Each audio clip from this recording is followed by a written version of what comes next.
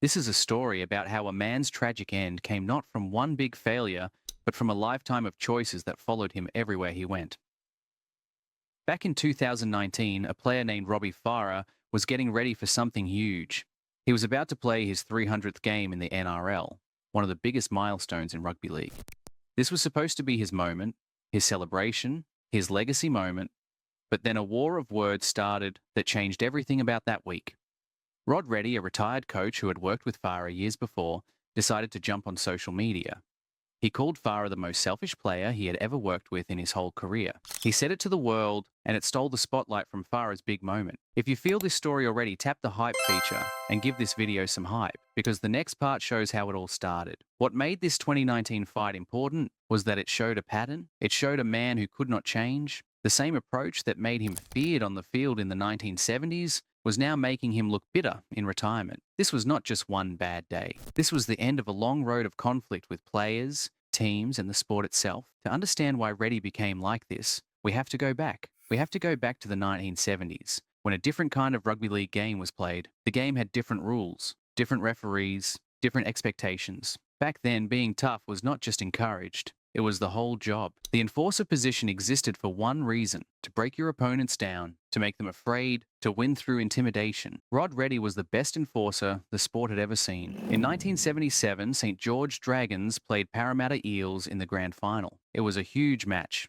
The first game ended in a 9-9 tie, so they had to play again on September 24th, 1977. In that replay, Reddy and St. George decided to go for a strategy called rip and tear. It meant pure physicality, pure aggression. Their job was to make Parramatta fall apart both physically and mentally. This was not subtle, this was not hidden, this was a deliberate tactical decision made in front of everyone. St. George wanted to use Reddy as a weapon, and Reddy was willing to be that weapon. He understood his job, he understood what the team needed from him, and he delivered. Reddy played 44 minutes in that game. In 44 minutes, he got 5 formal cautions from the referee. 5. In today's rugby league, 5 cautions would mean you get thrown out of the game multiple times. You would be suspended for weeks. But back then, the referee Gary Cook just let it happen. He let Reddy keep playing. He let the intensity keep building. His main target was a player named Ray Price. The accounts from that day say Reddy tore his neck in a series of headlocks and tackles that were brutal even for that era. It was not clean play, it was warfare. And then something happened that showed how far Reddy was willing to go.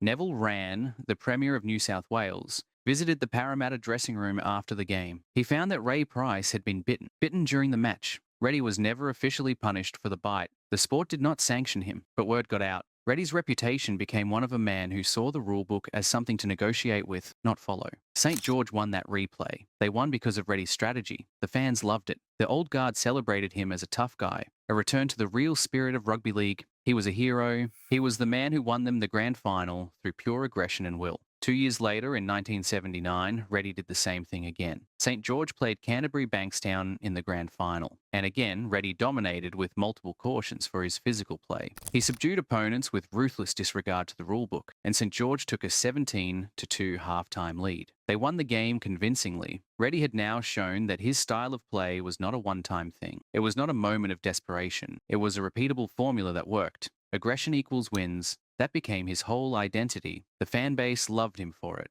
The coaches loved him for it. His teammates loved him for it. He had proven himself again and again. But here is the thing about being born in the wrong era. The world was changing. The 1970s had different rules than the 1980s. The 1980s had different rules than the 1990s. And when the 1990s came around, Reddy's whole skill set became a problem instead of an asset. The sport was getting more structured. Referees were cracking down, players had more media training. The old way of doing things no longer worked. But Reddy never learned that. He never adapted. In 1996, something happened that changed Reddy's whole life. He got the job he had always wanted. St. George Dragons offered him the head coaching position. This was the top job. This was the chance to be the boss of the team where he had been a legend as a player. He was supposed to succeed Brian Smith, one of the best coaches the sport had ever seen. This was his moment. This was his shot. But then Reddy made a choice that would haunt him forever. The Super League war was starting. A new competition was being set up by News Limited to challenge the old Australian Rugby League. It promised money and power and a fresh start. Reddy decided to join the Super League movement. He walked out on St. George. He walked out before he coached even one premiership game. He abandoned the club where he was a legend to chase something new. Reddy sat out the whole 1996 season while lawyers argued about whether the Super League would actually happen. By the time everything was settled, he had lost the trust of St. George. He had lost his connection to the place that had made him famous. The traditional supporters felt betrayed. The club felt betrayed. And Reddy had no safety net anymore. He had cut the cord that connected him to his greatest success. When Reddy moved into coaching, he took his enforcer mentality with him. The problem was that coaching is not about being the toughest guy in the room. Coaching is about tactics, about reading the game, about managing personalities and egos. Reddy never learned how to do that. He tried to coach the same way he played, through intimidation, through forcing his will onto the team, and it did not work. His first big coaching job was in England, with a club called Barrow. At first, things went well. He led them to promotion to the First Division in the late 1980s. But when they reached the top flight, everything fell apart. In the 1989 to 1990 season, Barrow faced Leeds Rhinos and lost 90-0, 90-0. That is one of the worst defeats in rugby league history. Reddy was fired after just 8 matches into the season because his coaching philosophy could not handle the modern game. One of Reddy's friends, Chris Johns, an Australian player, had come to Barrow specifically to play for Reddy. When things went bad and Reddy got fired, Johns left too. Reddy lost his support system. This became a pattern for him. He would bring people in who believed in him, then things would fail, then those people would leave, and Reddy would be alone again. In 1997, Reddy got another chance. A new team was being created in Adelaide called the Adelaide Rams. They were part of the Super League. Reddy was brought in as the inaugural head coach. This meant he was building the team from scratch. No history, no established players, no tradition, just a blank slate in a city that did not care much about rugby league. This was a tough assignment. This was a job that required not just coaching knowledge, but also the ability to create a winning culture from nothing. The 1997 season was mediocre. The Rams finished second to last. Not the worst, but pretty bad. But the problems went deeper than the win-loss record. The team had internal issues. Players were not responding to Reddy's coaching style. They did not trust him. They did not believe in the system he was trying to build. Things did not get better in 1998. In fact, they got much worse. The Rams lost 9 of their first 10 games. 9 losses in 10 matches. The season became a disaster. The administration had seen enough. They could not afford to let this continue any longer. They fired Reddy and his entire coaching staff. The whole group was gone at once. It was a complete clean-out. And then the team folded. The Adelaide Rams ceased to exist. The club disappeared at the end of 1998. It was not just that Reddy failed, it was that the whole organization collapsed around him. Reddy's reputation as a head coach was destroyed. He had now overseen 2 massive failures, a 90-0 loss in Barrow, a complete team collapse in Adelaide that ended the franchise. These were not small setbacks. These were the kinds of failures that ended coaching careers forever. But there was more to the Adelaide story than just losing games. Reddy had a major falling out with his captain, Kerrod Walters. Walters was a high-profile player who had been signed to be the inaugural captain. He was supposed to lead the team, but Reddy and Walters got into a significant conflict. Something went wrong, a serious disagreement. Reddy responded by dropping Walters to the reserves. He benched his own captain. Walters was brought back after Reddy was fired, but the incident showed a clear pattern. Reddy could not manage intelligent, proud, high-profile athletes. His enforcer mentality treated everyone as someone to dominate or control, and that does not work with modern athletes who have options. After Adelaide fell apart, Reddy did not get many more chances. He bounced around. He took assistant coaching jobs. In 2015, he was working as an assistant coach at the West Tigers under Jason Taylor. The Tigers were not performing well. They kept losing. The organisation decided to clean house. Jason Taylor got rid of a lot of people on his coaching staff. Reddy was among them. He was fired. That was the end of his formal involvement in the NRL. The sport that had celebrated him as a player no longer had a place for him as a coach. But losing the job was not the end of the story. 4 years later, in 2019, Reddy was still bitter about how things had gone. And Robbie Farah, who had played for Taylor at the Tigers, said publicly that Taylor and Reddy had told him in 2015 that he should retire. They told him he was finished. They dropped him to reserve grade. Farah felt like they had tried to push him out of the game. When Farah started talking about this public, Reddy fired back. He got on social media. He called Farah the most selfish player he had ever worked with in his entire career. Bar none. Those were his exact words. He also said that the West Tigers team was basically a reserve grade team, that there were only a few players good enough for the top level. He was basically saying that Farah had been right to criticize the decisions made back in 2015. This public war of words happened right when Farah was supposed to be celebrated for his 300th game. It was a milestone that should have been all about him, all about his career, all about his legacy. Instead, people were talking about a retired coach having a tantrum on social media. Farah's big moment was stolen by Reddy's bitterness, and it showed everyone watching that Reddy had never really changed. The enforcer mentality that had ruled him as a player was still ruling him as a retired man. What made this feud so sad was that it showed Reddy could not move past his own frustrations and bitterness.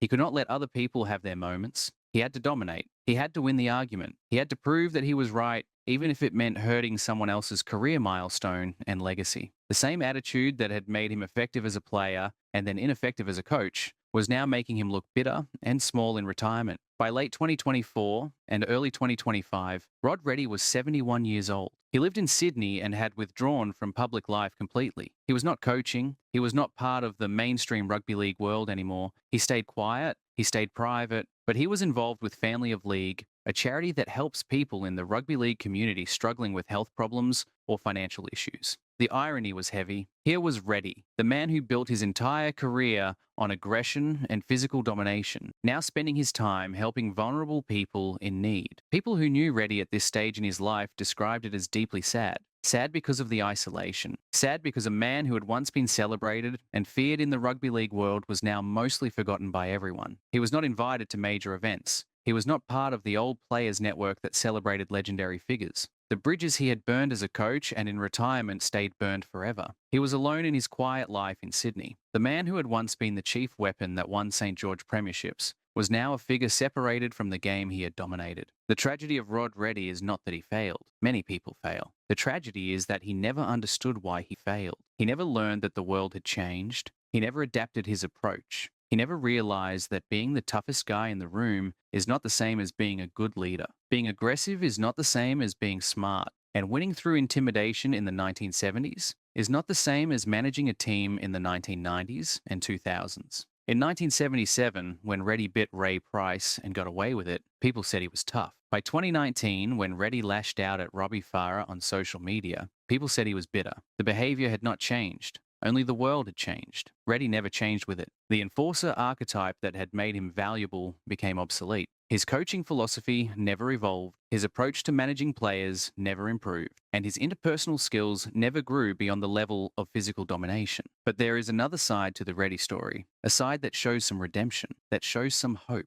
Rod Reddy had 3 children, and those 3 children took the competitive drive of their father and put it to better use. They figured out how to succeed in modern sports without the baggage of the enforcer mentality. Liam Reddy became a soccer player. He was a goalkeeper for the Perth Glory. And Liam had an incredible career. He played for longer than almost any other player in A-League history. He showed professional longevity. He showed that you could have a long, stable career in modern sports if you adapted and grew.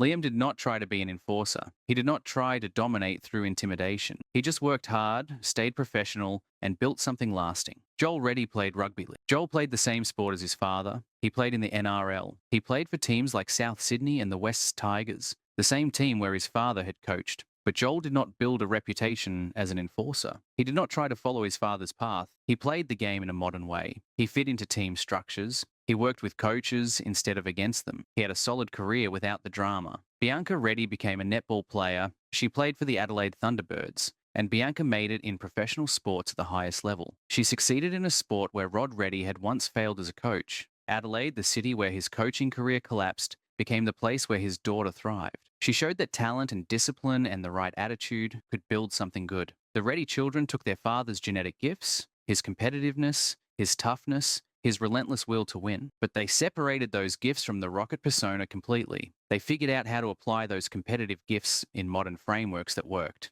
They proved that the competitive fire in the Reddy family could be channeled into something positive and lasting. So when we look at Rod Reddy today, we see a man who was once truly great. We see a man who helped his team win premierships. We see a man whose name is still remembered in rugby league history, but we also see a man who never learned to adapt to changing times. A man who never learned that winning at all costs in one era does not mean you will win in the next era.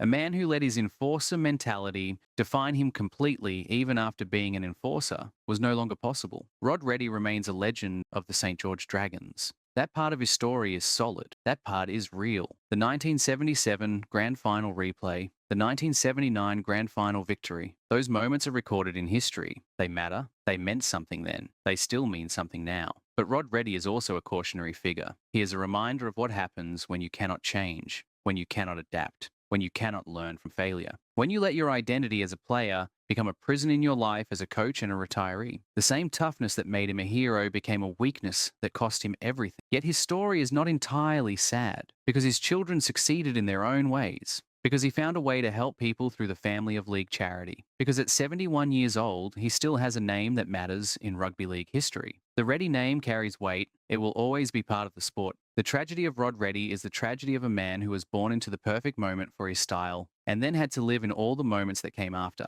He was shaped by one era, but the world moved on to different eras, and he could not move with it. His identity became his prison. But in the end, the Reddy name lives on. It lives on through Liam's career in soccer. It lives on through Joel's career in rugby league. It lives on through Bianca's career in netball. The family found a better way, and maybe that is the real ending to this story. Not sadness, but adaptation. Not failure, but learning. Not from Rod himself, but from the next generation.